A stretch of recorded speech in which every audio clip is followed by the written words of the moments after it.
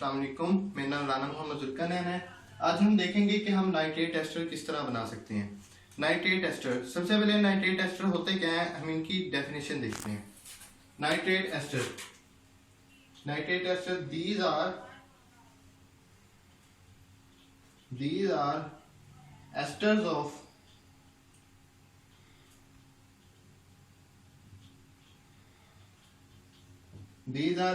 Of alcohol and nitric acid.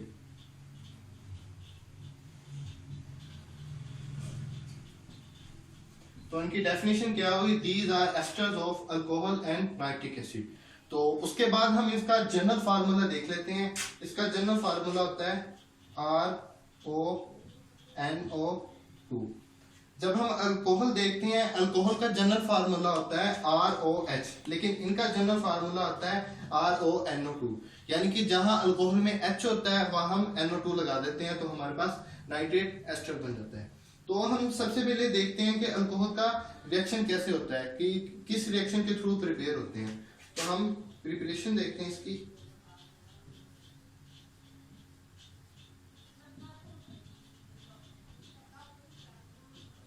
Preparation इसकी कैसे होती है, सबसे पहले हमारे पास अल्कोहल होता है ROH। अल्कोहल रिएक्ट करवाता है HNO3 से, यानी नाइट्रिक एसिड के साथ रिएक्ट करता है। तो नाइट्रिक एसिड हम यहाँ ड्रॉ कर लेते हैं। O के पास, नाइट्रिक एसिड के इस ऑक्सीजन के पास फार्मल चार्ज माइनस होता है, और नाइट्रोजन के पास फार्मल चार्ज पॉजिटिव होता है। यहाँ हाइड्रोजन आ गया। तो ये हमारे पास नाइट्रिक एसिड, ये है हमारे पास अल्कोहल। तो जब हमने नाइट्रेट एस्टर प्रिपेयर करना हो अल्कोहल और नाइट्रिक एसिड से, तो हमारे पास सबसे पहले दो शर्तें होती हैं। सबसे पहली शर्त ये है कि हमारे पास जो एक्सेस ऑफ नाइट्रिक एसिड होना चाहिए। जब हमारे पास एक्सेस ऑफ नाइट्रिक एसिड होगा, फिर ही हम नाइट्रेट एस्टर बना सकते हैं। सेकेंड शर्त हमारे पास ये है कि हमारे पास कॉन्सेंट्रेटेड सल्फ्यूरिक एसिड होना चाहिए। फर्स्ट शर्त हमारे पास अल्कोहल और नाइट्रिक एसिड होना चाहिए, और सेकंड शर्त ये है एक्सेस ऑफ नाइट्रिक एसिड होना चाहिए। सेकंड शर्त ये है कि हमारे पास कॉन्सेंट्रेटेड सल्फ्यूरिक एसिड होना चाहिए। कॉन्सेंट्रेटेड सल्फ्यूरिक एसिड क्या करता है, नाइट्रिक एसिड क्या करता है, और अल्कोहल का इसमें क्या अमल होता है, वो हम मैकेनिज्म में देखेंगे। सबसे पहली बात ये है कि जब ये दो चीजें होती हैं, तो हमें सिंपल याद करना हो, अगर हमने ये डायरेक्ट रिएक्शन करवाना हो तो हमें सिंपल कैसे याद कर सकते हैं। अगर ये अल्कोहल और नाइट्रिक एसिड ऐसे रिएक्ट करवाएं कॉन्सेंट्रेटेड सल्फ्यूरिक एसिड की मदद से एज ए कैटलिस्ट, तो हम देखेंगे कि इसको याद करने का तरीका ये है कि यहाँ से आप OH रिमूव कर दें और यहाँ से हाइड्रोजन रिमूव कर दें, तो जो दो चीजें बची हैं उन्हें आप ज्वाइन कर दें। तो हमारे पास बचा RO, ये हमारे पास NO2। तो ये था इसे सिंपल याद करने का तरीका। यानी हम जो हमारे पास नाइट्रिक एसिड है उससे OH रिमूव कर दें, अल्कोहल जो है उससे हाइड्रोजन रिमूव कर दें, जो दो चीजें बचती हैं उसे हम ज्वाइन कर दें, तो हमारे पास नाइट्रेट एस्टर बन जाता है। तो ये थे इसे सिंपल याद करने का तरीका कि अगर डायरेक्ट हमारे पास कोई रिएक्शन हो तो हम वहां से इसे याद कैसे कर सकते हैं। अब है इसका कंप्लीट मैकेनिज्म कि इसकी प्रिपरेशन कैसे होती है। तो सबसे पहले हम स्टार्ट करते हैं नाइट्रिक एसिड से। हमारे पास ये नाइट्रिक एसिड है, ये हमारे पास एक नाइट्रिक एसिड है। ऑक्सीजन के पास फार्मल चार्ज नेगेटिव, नाइट्रोजन के पास फार्मल चार्ज पॉजिटिव, यहाँ ऑक्सीजन आ गया और यहाँ हाइड्रोजन आ गया। उसके बाद हम देखते हैं कि हमने यहाँ जो कंसंट्रेटेड सल्फ्यूरिक एसिड इस्तेमाल किया, इसका क्या अमल है। तो ये जो सल्फ्यूरिक एसिड है ये डिसोसिएट होकर हाइड्रोजन आयन और HSO4 नेगेटिव आयन बना देता है। H2SO4 हमारे पास क्या करता है, H पॉजिटिव आयन के देता है और HSO4 नेगेटिव आयन देता है। तो ये जो हमारे पास हाइड्रोजन है, ये सबसे पहले यहाँ ऑक्सीजन के साथ एक्ट करेगा। ये ऑक्सीजन के साथ एक्ट क्यों करेगा, क्योंकि ऑक्सीजन के पास दो लोन पेयर ऑफ इलेक्ट्रॉन होते हैं। तो ये जो हाइड्रोजन है ये यहाँ ऑक्सीजन के साथ कंबाइन हो जाएगा, यहाँ ऑक्सीजन के साथ कंबाइन होगा। ये होगा फर्स्ट स्टेप। फर्स्ट स्टेप में हमने देखा कि H2SO4 जो हमने यहाँ कॉन्सेंट्रेटेड इस्तेमाल किया उसका क्या यूज है। H2SO4 जो है ये हमारे पास हाइड्रोजन आयन डोनेट करता है और एज ए एसिड एक्ट करता है अकॉर्डिंग टू लोरी ब्रोमस्टेन कॉन्सेप्ट। और हमारे पास जो नाइट्रिक एसिड है ये हमारे पास एज ए बेस एक्ट करता है, क्योंकि ये हमारे पास हाइड्रोजन आयन जो है ये एक्सेप्ट कर रहा है। तो हम देखेंगे कि जब हमारे पास ऑक्सीजन जो है हाइड्रोजन आयन एक्सेप्ट करता है तो हमारे पास रिजल्टिंग क्या बनता है। तो हमारे पास बनता है N डबल बॉन्ड O, ये O नेगेटिव, और उसके बाद यहाँ हमारे पास ऑक्सीजन आ गया, ये एक हाइड्रोजन, और ये वो वाला हाइड्रोजन जो हमने अभी कंबाइन किया है, तो ये हमारे पास एक और हाइड्रोजन आ गया। ऑक्सीजन के पास 3 बॉन्ड हो गए हैं, यानी कि ऑक्सीजन अनस्टेबल हो गया, तो इसके पास हमारे पास पॉजिटिव चार्ज आ जाएगा। तो ऑक्सीजन के पास पॉजिटिव चार्ज आ जाएगा। जब ऑक्सीजन के पास पॉजिटिव चार्ज आ गया तो ऑक्सीजन जो है ये बॉन्ड अपना ब्रेक कर लेगा यहाँ से। ऑक्सीजन जब अपना बॉन्ड यहाँ ब्रेक करेगा तो ये वाला जो ऑक्सीजन है ये अपना lone pair of electron use करके दोबारा ये बॉन्ड बना लेगा। तो एक तो हमारे पास H2O लीव हो गया यहाँ से, तो हमारे पास बकाया क्या बचा, N डबल बॉन्ड O और डबल बॉन्ड O। तो ये हमारे पास ये आयन बच गया। अब नेक्स्ट क्या होता है, नेक्स्ट हम देखते हैं कि ये जो अल्कोहल हमने इस्तेमाल किया इसका क्या यूज है, ये रिएक्शन में क्या एक्ट करती है। तो फिलहाल अब यहाँ अल्कोहल देखते हैं, अल्कोहल ऐड होगा यहाँ पे ROH। ये जो ऑक्सीजन है, ऑक्सीजन के पास 2 लोन पेयर ऑफ इलेक्ट्रॉन होते हैं, एक ये एक ये। तो नाइट्रोजन जो है इस पे पॉजिटिव चार्ज है, ये जो लोन पेयर ऑफ इलेक्ट्रॉन है ये पॉजिटिव चार्ज के साथ अटैच होंगे और इनके दरमियान एक बॉन्डिंग बन जाएगी, तो ये यहाँ अटैक करेगा।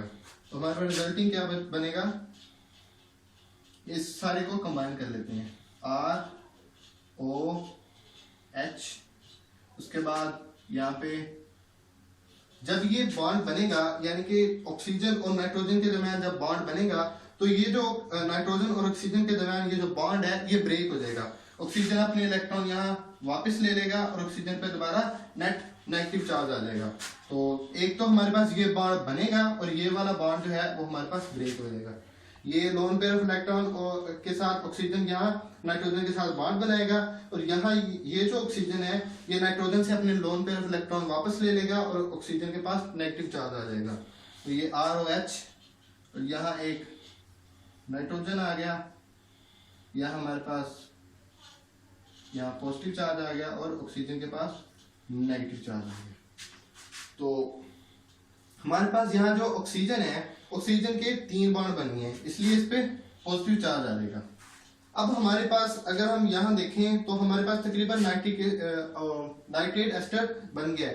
तो हमने सिर्फ ये हाइड्रोजन रिमूव करना है। तो हमारे पास जो वाटर है वो एक एक्सीलेंट बेस के तौर पे भी एक्ट करता है। तो हम अगर यहाँ वाटर को ऐड करें तो वाटर जो है वो इस हाइड्रोजन के साथ कंबाइन करके हमारे पास H3O पॉजिटिव बना देता है। वाटर इस हाइड्रोजन के साथ कंबाइन क्यों करेगा, क्योंकि हमारे पास जो वाटर होता है, वाटर के पास 2 लोन पेयर होते हैं। वाटर अपने लोन पेयर के साथ इस हाइड्रोजन के साथ कंबाइन करेगा और एज H3O पॉजिटिव यहां से एस्केप हो जाएगा। तो ये जो है इन दोनों के दरमियान बॉन्ड बन जाएगा और यहाँ H3O पॉजिटिव बन जाएगा। तो ये जो है हमारे पास यहाँ से लीव कर जाएगा। तो हमारे पास जो रिमेनिंग है वो क्या बचा,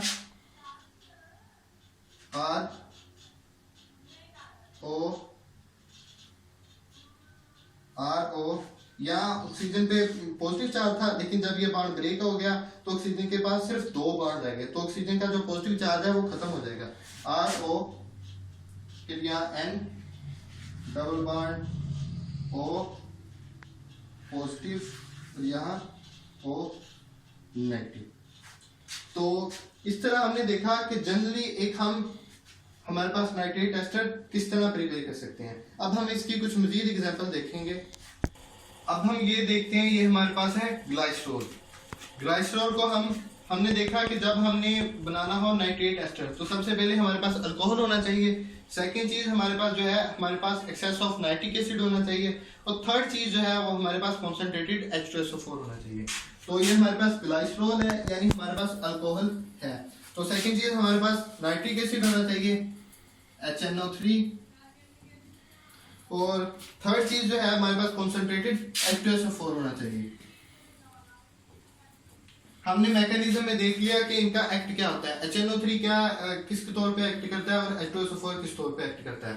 तो हमारे पास हमने ये सिंपल तरीका देखा कि हम इसको किस तरह प्रिपेयर कर सकते हैं। तो ये जो हमारे पास अल्कोहल ली है, अल्कोहल के जहां जहां हाइड्रोजन होगा, हाइड्रोजन को रिमूव करके हम वहां NO2 लगा देंगे। तो हमारे पास ये ग्लाइसरॉल है, हमारे पास ग्लाइसरॉल है, ग्लाइसरॉल के जहां जहां हाइड्रोजन लगा है वहां हम NO2 ऐड कर देंगे।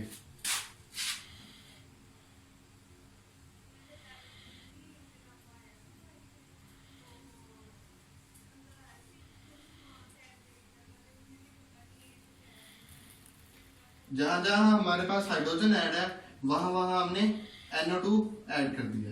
तो ये जो हमारे पास रिजल्टिंग बनेगा इसे हम कहेंगे नाइट्रोग्लिसरीन।